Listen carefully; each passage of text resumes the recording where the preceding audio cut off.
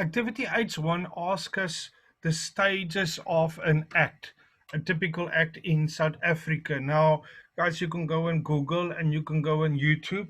I'm not a lawyer, and you will see there are so many channels that you can go and ways that the act can be changed. So we just want to go, we're not going to go into too much detail. We just want to have a bit of an overview, just to have a basic understanding on how an act will be formed in South Africa, typically the normal act, if I can call that.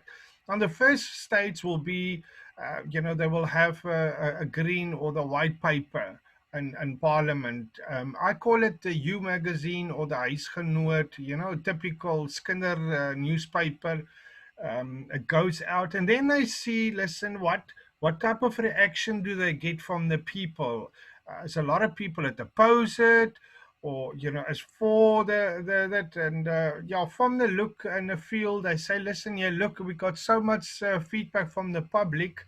Everyone wants this, so let's carry on and then draft it into an act. So that's basically our next stage, where they actually draft it in.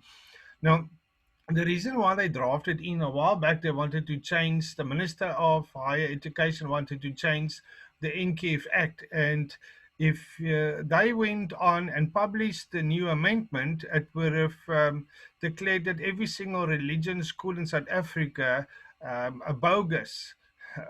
Yeah, so it's a bit of a misprint they had there. I think they left them out in the definition. So the draft act is very, very good, because we need to go and look, at mistakes, and the public can comment and say, listen, here, we suggest that you change it and stuff. So that's where we go over to the third one. That's where we're going to actually sign in the act in South Africa. But now also remember, if you sign in the act, you need time for it to roll out. You can't just say, listen, this is now from today law. So we need a date where this act is, active from.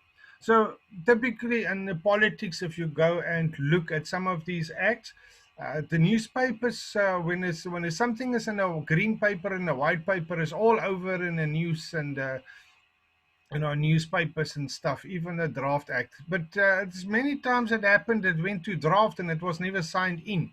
So I'm not really interested in the green and the white and the draft. I'm more interested in the actual number 3 or 4.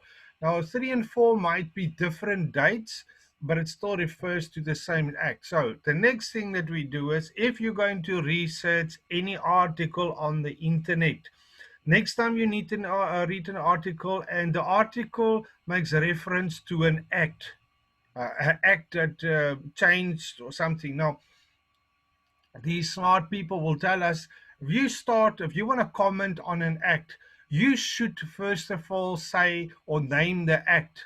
And you should also say if it's published in a green paper, a white paper, was a draft, was the actual thing signed in or not. So if the editor or the person who written the story don't even have that in the actual article, then I don't think it's worthwhile even reading the article, because I want to see, are you talking about gossip, possibilities, or are you actually, what I'm reading is something that was implemented?